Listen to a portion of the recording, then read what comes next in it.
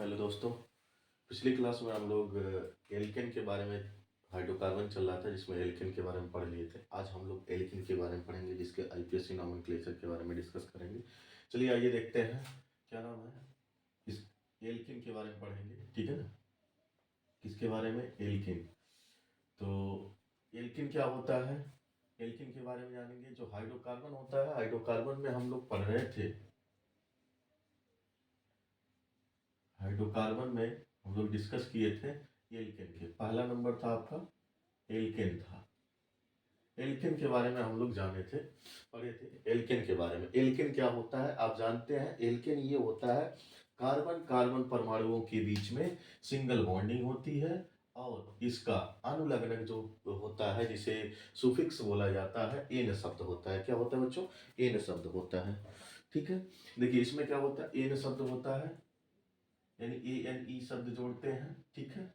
N शब्द हिंदी में इस तरीके से इसका सुफिक्स होता है। ये हम इसके बारे में डिस्कस प्रीवियस क्लास में कर चुके थे। आज की क्लास में हम लोग किसके बारे में पढ़ेंगे? एल्केन के बारे में पढ़ेंगे, जिसके बारे में जानेंगे एल्केन क्या होता है। देखिए एल्केन का सामान्य सूत्र, इसका सामान्य सूत्र, एल्केन का जो सामान्य सूत्र होता है यानी जनरल फार्मूला CnH2n+2 होता है। लेकिन एल्कीन जो होता है, एल्कीन कार्बन कार्बन परमाणुओं के बीच डबल बॉन्डिंग होगी कि नहीं? दो कार्बन परमाणुओं के बीच में क्या होगी? डबल बॉन्डिंग होगी। और इसका जो जनरल फार्मूला होता है यानी सामान्य सूत्र जिसे बोलते हैं, सामान्य सूत्र, सामान्य सूत्र बोला जाता है, सामान्य सूत्र CnH2n होता है। क्या होता है बच्चों? CnH2n होता है, ठीक है ना। और इसका जो अनुलग्नक होता है यानी सुफिक्स की बात करें, अनुलग्न, अनुलग्न जो होता है, अनुलग्न ईन शब्द होता है। क्या होता है बच्चों? ईन शब्द होता है और इंग्लिश के ई शब्द जोड़ते हैं। हिंदी में लिखेंगे तो ईन शब्द ये हिंदी में इस तरीके से जोड़ा जाएगा, और नहीं तो इंग्लिश में लिखेंगे तो ई शब्द लगाते हैं। चलिए आइए देखते हैं एग्जाम्पल क्या होता है। आपको देखिए जितने भी एल्किन है या एल्किन है, इसका सामान्य सूत्र और जनरल फार्मूला याद जिसे कहते हैं उसको याद होना चाहिए। इसमें कितनी बॉन्डिंग होती है, इसमें सुफिक्स या अनुलग्न क्या लगता है, इसके बारे में जानकारी होनी चाहिए। चलिए एग्जाम्पल देखते हैं। एग्जाम्पल क्या कहता है, जैसे पहला एग्जाम्पल CH3, ठीक है ना। जैसे CH3 अगर हम देखें तो CH3 की बात करें, ये तो एग्जाम्पल मैंने ऐसे ले लिया, इस फार्मूले में अगर फिट बैठा है, इफ n बराबर 1 पुट करते हैं फार्मूले में, तो n बराबर 1 रखते हैं तो C1 और H2 1। तो यहाँ पे देखिए C1 और ये हो जाएगा 2, यानी हम CH2 लिखेंगे।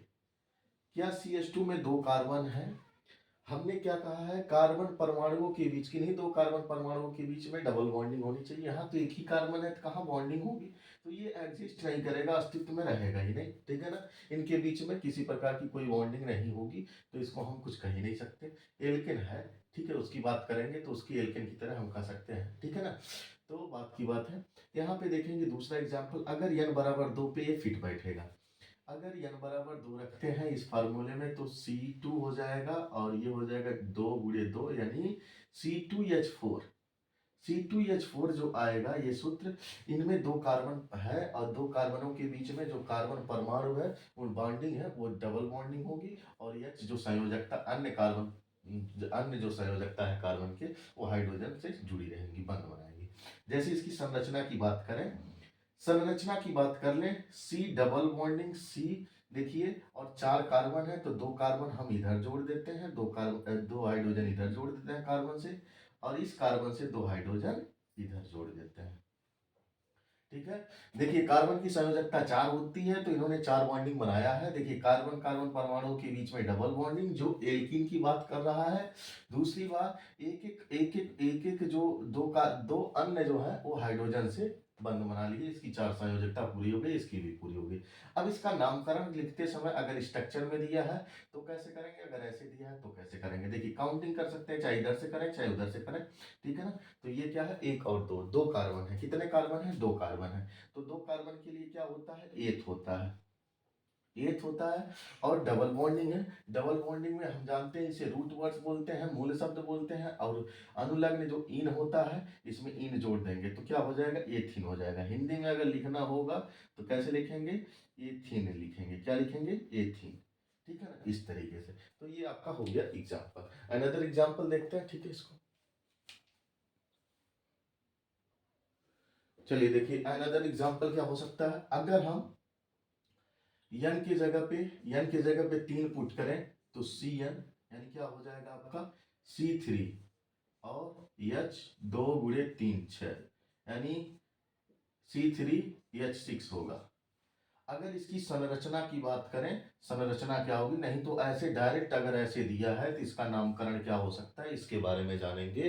तो देखिए, नामकरण लिखते समय कभी भी हम कार्बन की संख्या को देखते हैं, जिससे मूल मूल शब्द का निर्धारण हो जाता है। और इससे, और अगर इस फार्मूले में है, इस फार्मूले में किसमें, CnH2n में, तो इससे पता चल जाता है कि हाइड्रोकार्बन के जो एल्किन सीरीज है उसमें का ये अनुलग्नक इन शब्द जुड़ेगा। जैसे सर कैसे हमें याद रखेंगे, अभी तो फार्मूला सामने दिख रहा है और आप पढ़ा रहे हैं तो ये चीजें पता चल जा रही है, लेकिन हमें कैसे मालूम चलेगा। जैसे हमने बताया, फार्मूला अगर इस फॉर्म में है तो आपको पता करना है कार्बन की संख्या कितनी है। अगर कार्बन की संख्या जितनी होगी अगर उससे दुगना होगा तो एल्किन होगा।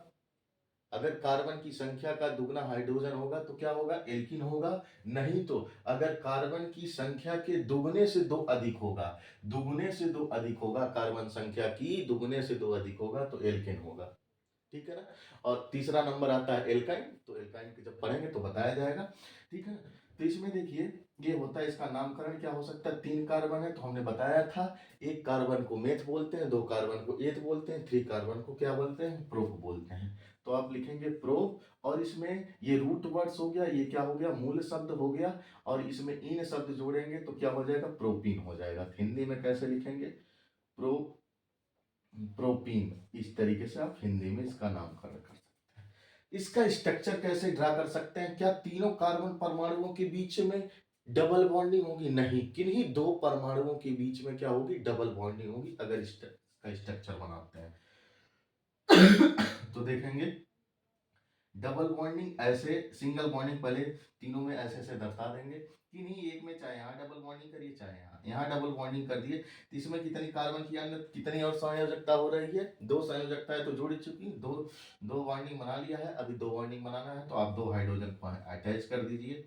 फिर दूसरा आता है, इससे कितने जोड़ सकते हैं सर जी, 1 2 3, 3 तो इसकी जुड़ी हुई है, एक ही जोड़ सकता है तो एक हाइड्रोजन यहाँ जोड़ देंगे।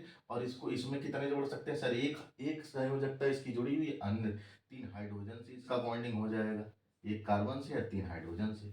इसको इस तरीके से इसकी संरचना को आप दिखा सकते हैं। क्या है, किसी भी संरचना में दिया रहेगा अगर आईपीएससी नोमेनक्लेचर करते समय, नामकरण करने के लिए, तो आप कभी भी नामकरण स्ट्रक्चर संरचना रूप में दिया रहेगा तो नामकरण किस साइड से, मतलब नामांकन करेंगे यानी अंकन करेंगे। अंकन करने के बाद नामांकन कैसे करेंगे, देखिए 1 2 3 इस तरीके से काउंटिंग करेंगे। जिधर डबल बॉन्डिंग होगी उसको हम क्रियात्मक समूह के रूप में वरीयता देंगे, और डबल बॉन्डिंग या ट्रिपल बॉन्डिंग होगी उसके अनुसार हम लिखेंगे। ठीक है ना। तो अभी डबल बॉन्डिंग पढ़े, इसके बारे में जाने, 1 2 3 इस तरीके से इधर से काउंटिंग करेंगे आप, उसके अकॉर्डिंग 3 है तो प्रो, उसके बाद प्रोपिन लगा देंगे। आप इस स्ट्रक्चर के, इसके अकॉर्डिंग ये लिखें, इसके स्ट्रक्चर के अकॉर्डिंग आप क्या और लिख सकते हैं मैं आपको बता दूं। वैसे तो प्रोपिन इसका भी नाम होगा, लेकिन आप एक ढंग और तरीका अपना सकते हैं। ये प्रोप है, ठीक है ना, प्रोप है। उसके बाद कितने पे आया है डबल बॉन्डिंग, 1 पे, उसके बाद यहाँ इन लिख सकते हैं, प्रोप 1 इन। या इंग्लिश में लिखना चाहते हैं तो प्रोप 1 इन शब्द इस तरीके से आप लिख सकते हैं। ठीक है ना।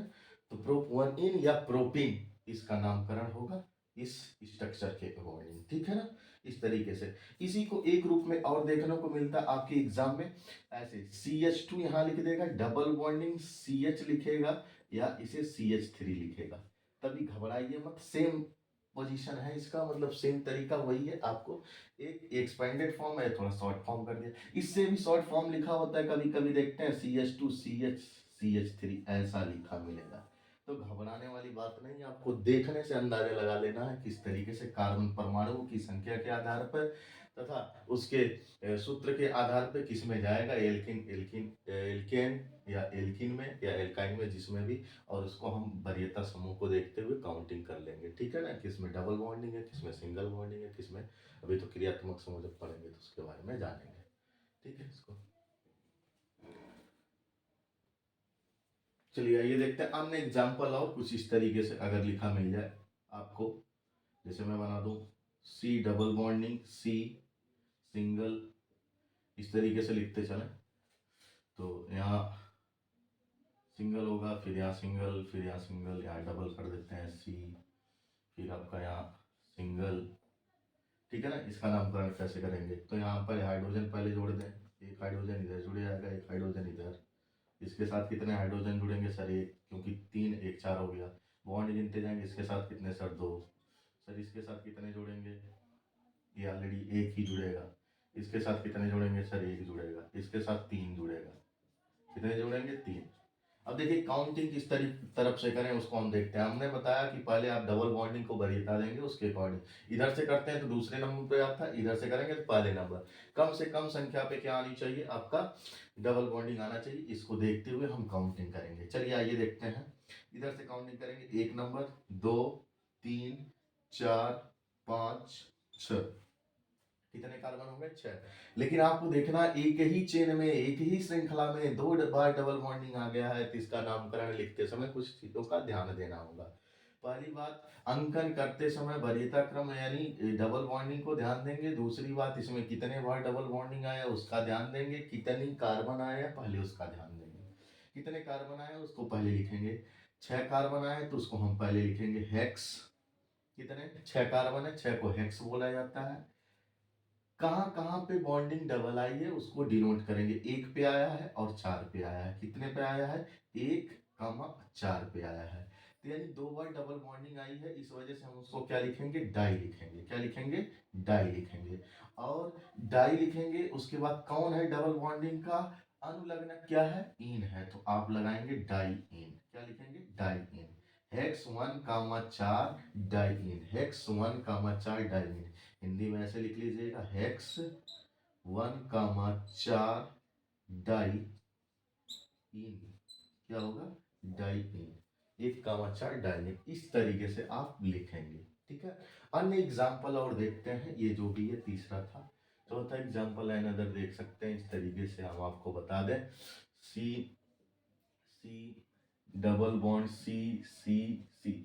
अब इसमें किस तरीके से काउंट करेंगे, मैं यहाँ पे आपको यहाँ बना देता हूँ इस तरीके से, तीन तीन हाइड्रोजन इधर संयोजकता इसकी पूरी कर लेगी, इधर दो संयोजकता इसका पूरा कर लेगा, इधर एक पूरा करेगा, इधर एक पूरा करेगा, ये दो कर लेगा, और इधर क्या कर लेगा, तीन संयोजकता इसकी पूरी हो जाएगी।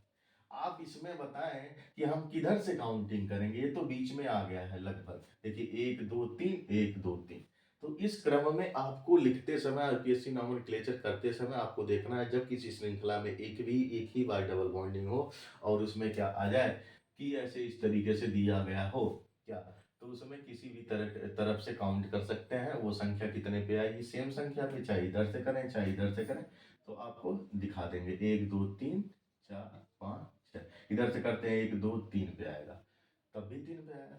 कितने कार्बन है पहले देख लीजिए सर, छह है, हेक्स लिखेंगे, उसके बाद कितने पे डबल बॉन्डिंग आया सर, तीन पे, उसके बाद क्या लगाते हैं, इन लगाते हैं, हेक्स थ्री इन लग सकते हैं। इसको इस तरीके से भी लिख सकते हैं, एक तरीका और है, तीन को आगे कर दीजिए, थ्री हेक्स इन कर दीजिए, थ्री हेक्स इन, हेक्स इन का मतलब तीन पे इन इन आया है, यानी डबल बॉन्डिंग जो जुड़ा हुआ है, डबल बॉन्डिंग, दो कार्बन परमाणु आपस में डबल बॉन्डिंग से बांध बना रहे हैं, बंध बना रहे हैं, वो तीसरे नंबर पे है, इस तरीके से दिखा सकते हैं, ठीक है ना। तो हिंदी में भी लिख सकते हैं इसको, थ्री एक्सीन, ठीक है ना, इस तरीके से।